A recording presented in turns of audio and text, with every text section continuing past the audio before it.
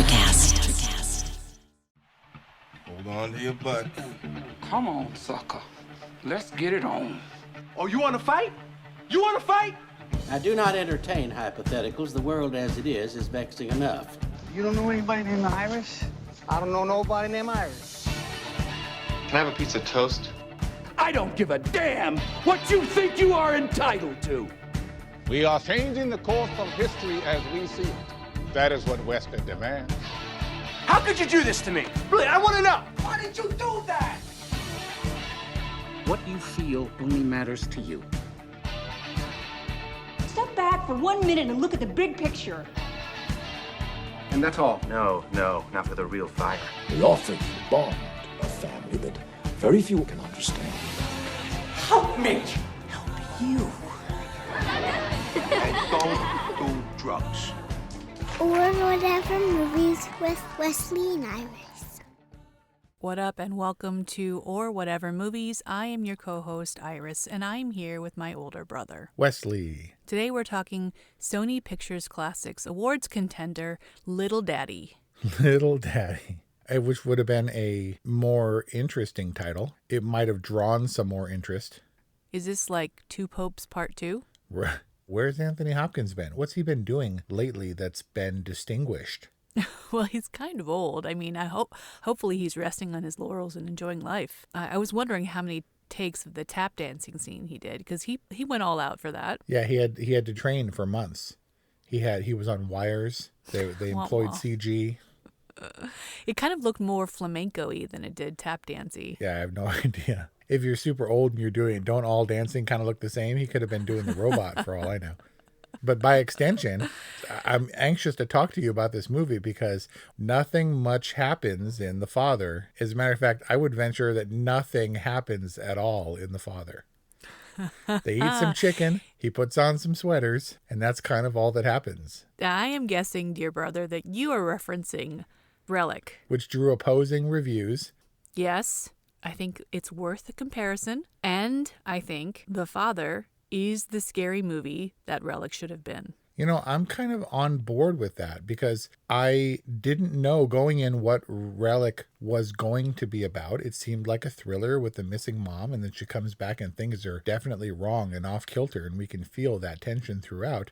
And I expected a little domestic tale of an aging man, but when things started to go wrong, started to be off a little bit, I didn't know where we were headed. Yeah, it's kind of the idea, right? This is a dementia story from the perspective of the demented.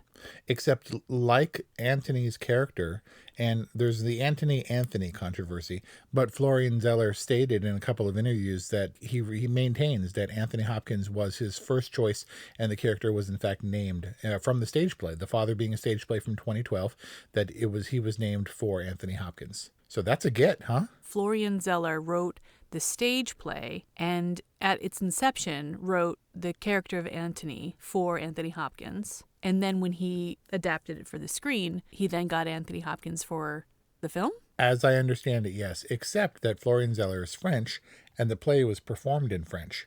And he said that if he didn't get Anthony Hopkins for the movie role, he would have just done the movie in French. Interesting. Basically, The Father puts the real-life horrors of dementia front and center, whereas Relic had all this mumbo-jumbo shenanigans about another presence in the house and Dobby, E.T. Edna.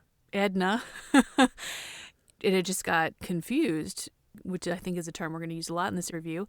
But this movie was truly horrifying and sad. As I was trying to gain my footing in this movie, like we did for Relic, I found it difficult to do. You are either continually kept off balance by the movie, or the movie carries you along. And the movie carries you along like an unsteady boat in that you have to find the rhythm, or it's not going to be a pleasant experience, which I gather that Relic wasn't for you. And you have to understand that you're being propelled along so that you're in Anthony's shoes a lot of the time. Yeah, The Father is a perspective shift from Relic, but you keep on talking like I didn't get Relic. I got Relic. It just, there was no there. I think your misunderstanding of Relic is not your understanding of the movie, but rather your understanding of my perception of the movie, which is not that, oh, it was profound because it was about dementia. It was more that as a standalone where we didn't have the dementia context, which was a little bit confusing. And I'm not sure that all their visuals and the metaphor of dementia worked soundly. As just a direct horror movie, I thought it was effective. I thought it was atmospheric, creepy, disarming, disorienting, and kind of chilling.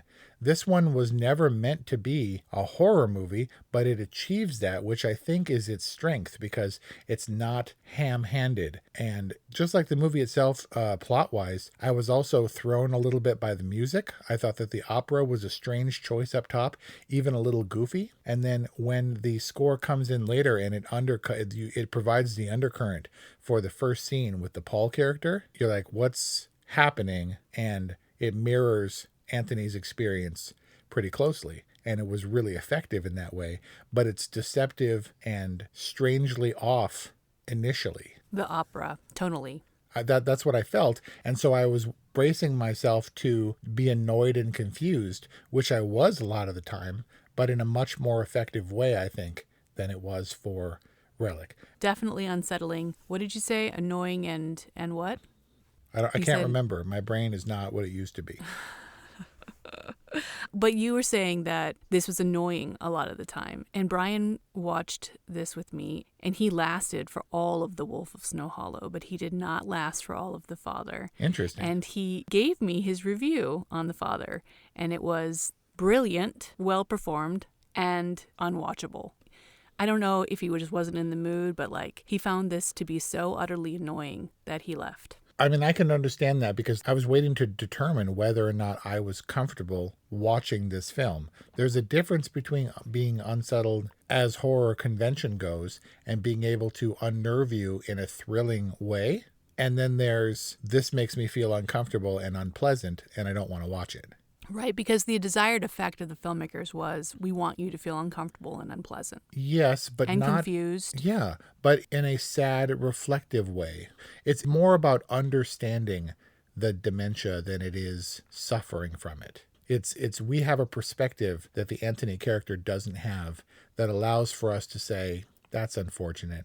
We eventually come to realize both sides of the story and ultimately what is causing him to have the shift between the Anna and the Paul character. And at first it's jarring, but when it comes around, then we have the perspective to understand as opposed to be horrified by. I do think that the ultimate intention was to inspire sympathy and empathy.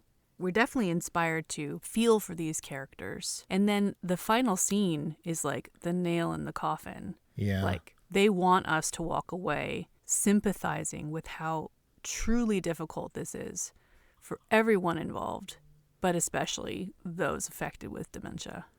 It's just a shame. Like, you know, I was waiting for her to pull his skin apart and take it in a completely different direction. Or Nurse Catherine in the last minute twist to call him Little Daddy. Ooh, that would have been unsettling.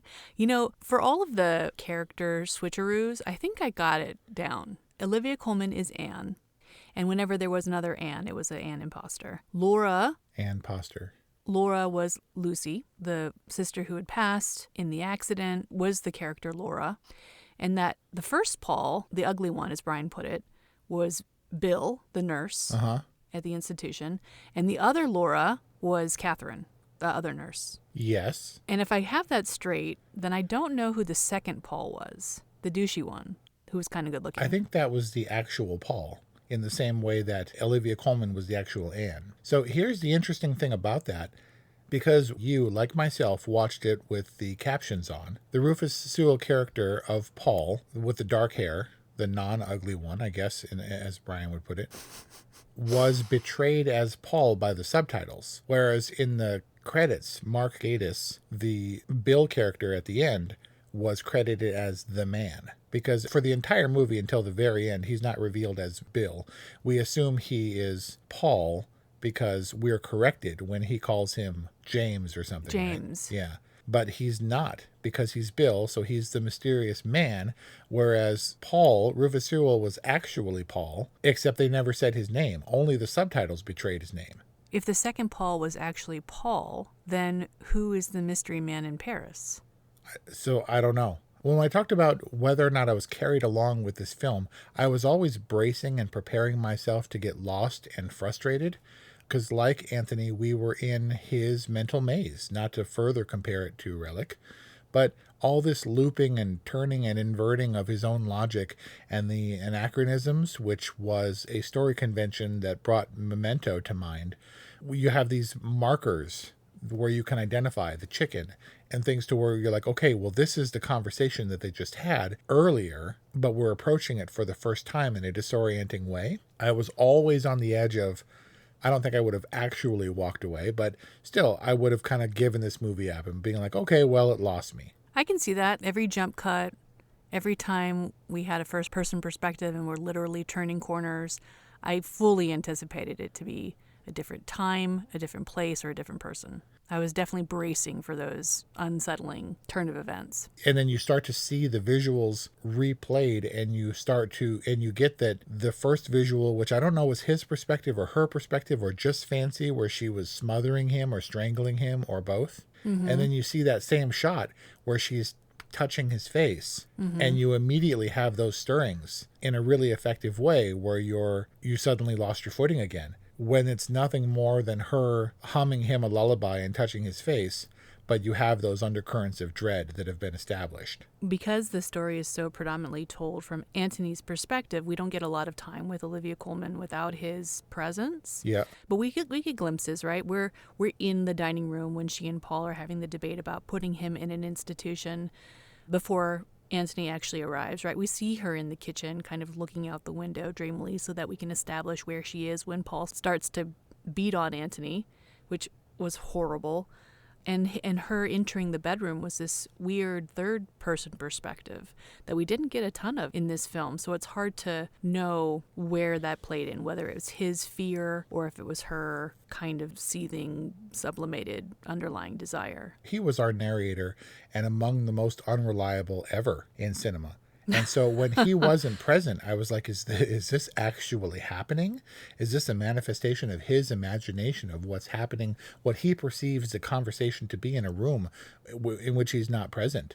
I couldn't trust the perspectives. And that it was obvious, though. It wasn't like, we got you, because very clearly they folded back on themselves relatively quickly in a way that we're established you're not supposed to trust, and we're not trying to pull anything over on you. Right. Olivia Colman not being present, as much as Anthony was the narrator figure, she was responsible for everything else. Like, she didn't get enough credit for the load that was on her shoulders, because you can see her pained expression when he first brings up Lucy. And I think the wish, and of all the things that I was certain about, the only thing I was absolutely certain about was Lucy was long dead. Right. Right. You're like, oh yeah, Lucy's dead for sure. And you can see that on Olivia Colman's face in a very subtle way. And you can see how frustrated she is with Paul when he's making little jabs at Anthony, and she gets up and takes the chicken away. And so I think that her conveyance of a lot of the subtext. No more chicken for you. And I think her conveyance of a lot of the subtext was hugely important and effective in this movie. She's really, really good. Olivia Colman as an actor does create almost all of the sympathy here. She is such a sympathetic character for the position that she's in and the way that she's bearing the brunt of her father's illness. I mean, I don't know that she's not given her due, because I think that both Olivia Colman and Anthony will be recognized for these performances. Anthony Hopkins, whoa. His performance is maybe a little bit more obvious, but it's no less brilliant. I mean, the way he manages the cover-ups, where he's like pretending to keep it together, and he's like, I don't know who this person is, but we're having guests tonight. You know, he finds this like way of getting around his total confusion, the meanness and the jabs that he takes, his denial of his problems, like it's all in there. I regarded him in the 90s as one of my favorites and one of the finest actors working, until I read an article where they asked him how he chose his roles, and he said the money. That's frankly it. It's the money. the one that pays me is the one I take. And I was like, oh man, that sucks. You're Sir Anthony Hopkins. And then the biggest credit I think that I can give to the father is that this film kind of gave me Anthony Hopkins back. It renewed my confidence in his ability to not just do it for the paycheck, because he could have played this simpler, much more contemplative, much easier, but he really went for it. And I don't know if it's a credit to his acting or the editing to make us feel what Anthony was going through, but it was extremely effective. And I don't think he missed a beat. And the way I can gauge that is that The Father was a play. And we talked about Ma Rainey's Black Bottom and how the theatricality felt intact. Didn't feel like they made good use of the visual medium of cinema. And in this case, it didn't feel monologue-y to me. It felt measured. It felt appropriately timed and atmospheric, that I felt I got lost. And it didn't feel stagey. And I think they used all the best cinematic conventions to bring a stage play to life in a way that's much harder to do with a fixed set. When I found out that it was a stage play, that it was adapted from a play, I was like, yeah, that makes total sense. It felt super contained to me, like to a claustrophobic point. And I'm not sure if that was the filmmaker's intention, which it may have been. Life is hard, but finding a really great podcast makes the days go by so much easier. Hi, my name is Blue Toulousma. I'm a writer, an emotional intelligence coach, and the host of Humanize with Blue Toulousma, a podcast where we believe that when you humanize everyone in the room, a great conversation is almost guaranteed. Join us every week here on Electricast as me and my guest co-hosts unpack big topics and interview even bigger personalities with a sense of humor and a dash of mischief. If you're looking for a new best friend in your head, we've got you covered. Electricast. If that was it being an adaptation of a stage play, or if it's just because I don't need another Groundhog Day quarantine tale because I'm living Groundhog Day quarantine tale right now. And maybe it was all three. It didn't feel claustrophobic like they were trying to confine us, but rather these are his limitations, unfortunately. He's confined in his body, in his mind, in his apartment. And you feel for him and you're sympathetic, but we're still young enough to where we can say, look at that, she's going to switch everything up and continue to live her brand new love life in Paris. And she's chasing her dreams and looking forward to a future that's no longer an option for him. Like, it's not going to get better. It didn't feel claustrophobic. It felt too pressingly real. It wasn't like the walls were closing in on me. It was more like, yeah, this is just a little too close to home where the days fold in on each other. It's just like an oppressive finality, kind of. But speaking of setting, he was arguably in the institution the entire time, right? I don't think so. I think that I think that he may have been remembering the flat. But I've thought about this. I didn't watch this one with Kelly. I wasn't feeling great last night, so I actually watched it just now. I got up, put it in. Oh, wow. Super fresh. Yeah. But because I watched this by myself and because I'm not a lady, I wasn't paying attention to things like the clothes or the setting in the flat. So when she said, oh, you're mixing up this flat with your flat, or when Paul said, you came to live with us, it's not me in your flat, it's you in my flat, paraphrasing. Did you get a sense for where he was? Did the flat feel like a real place, a constant? Did you feel that shift? If I were inclined and motivated to take a second look at this film, I would definitely be monitoring the set, because I kind of think the set changes. It does. From scene to scene. And it's really, really unsettling because it's so subtle and the color palette is totally consistent that you don't really register it right off the bat. But I think there are subtle changes to the set throughout the film that really create this super eerie feel. And when the flat itself starts to blend with the doctor's office and then the institution, it gets truly vertigo-inducing, terrifying, scary. The doctor's office chairs appear in the entryway in the foyer, and it's like, what is happening? And the kitchen design subtly changes. Like, it's very weird. Maybe I wanted to believe at the end that he was in the institution the entire time and that he was only remembering the flat, because that's the only way I can make sense of how that changed. It did change, and so your perception was correct. I was being fooled by my memory. I wasn't like, no, that's different. They're definitely changing on me. I wasn't sure because I wasn't paying attention originally to the flat, to the furnishings and stuff. And so good on you for picking up all that. Specifically, good on you for picking up the color changes, which Florian Zeller actually mentioned. The color scheme does subtly shift, which is something that I didn't even get close to perceiving. And I think that was the strength of the ability to make this as a movie, where you can change things without having to change the physical set, in the middle of a stage production. I kind of took it as more of not trusting my own memory. I wrote down Pulp Fiction for seniors, for the anachronisms, glitches in the Matrix. And so at a point when I became... The pretty good films. When I started to become aware that things were wrong for me, I started to question how effective this narrative was.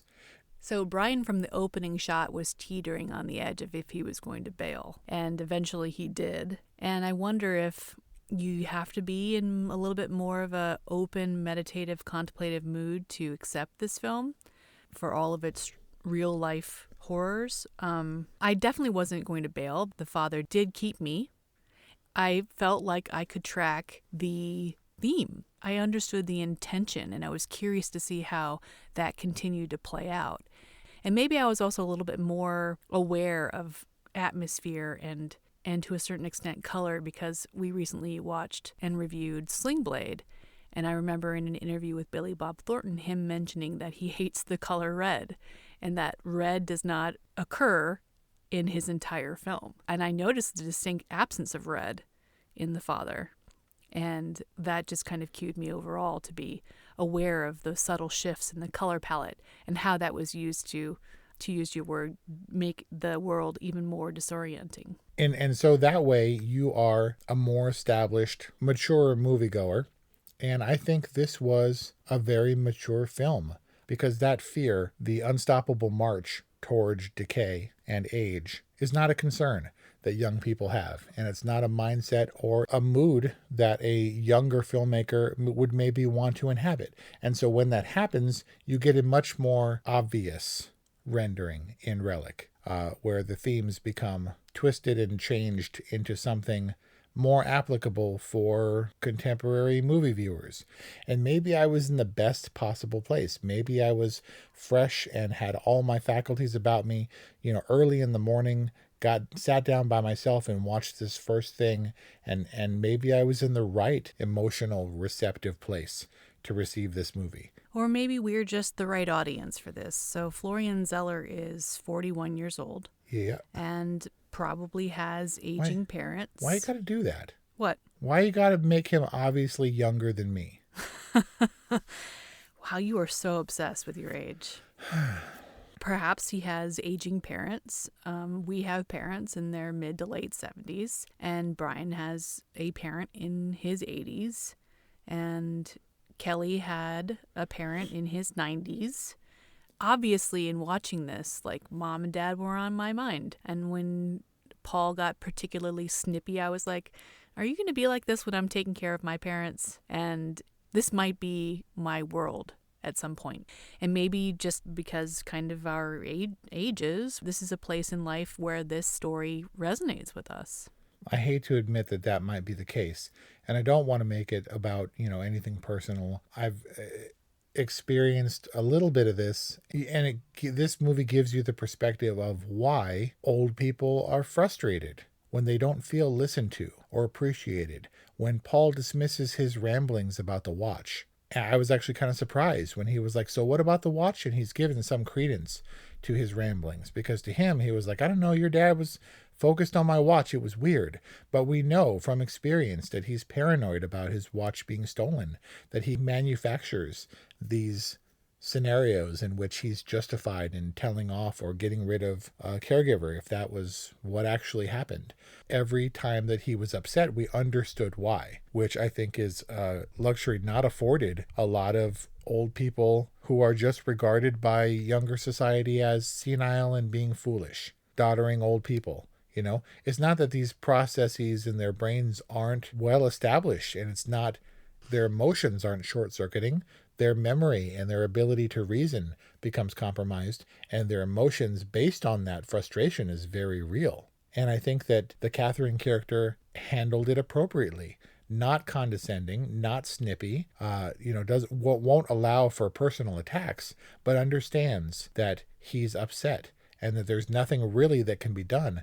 My natural reaction is to logic my way through everything, and that can't be done. So she just holds him and tries to reassure him and says, whatever you're going through, in a minute, I promise you'll feel better, which is the best you can do. You can't discount a person's emotions if you expect to mitigate or manage them or keep them safe. Yeah, the whole movie, I'm thinking, how would I handle this? Where would I shut him down? Where would I indulge this fantasy or another? And both Anne and Catherine are pretty judicious in how they handle him. They're pretty patient. They're pretty loving to the extent that they're, not willing to kind of be walked all over. I think all you can do is try and honor their emotions and be patient and be careful to take care of yourself too.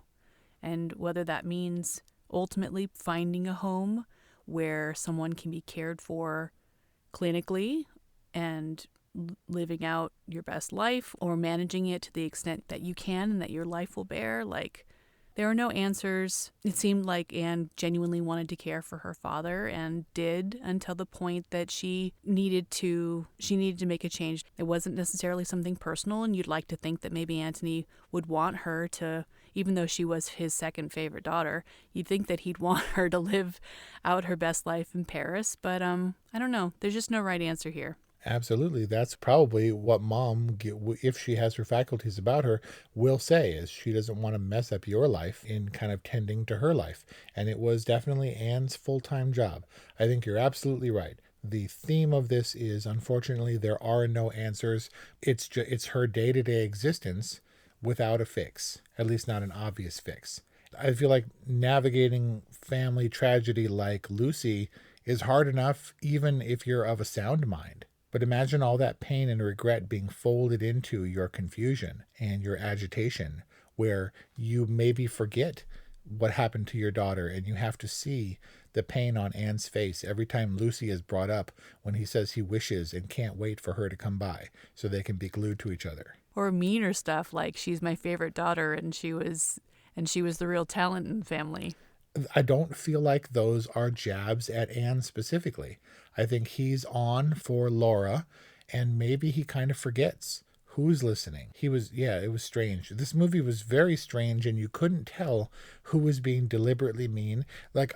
You said it was horrible when Paul was smacking Anthony around, and I wasn't sure I was allowed to feel my utter hatred for that character because I wasn't exactly sure it was happening. This movie was beautifully cast. I think Olivia Colman was perfect.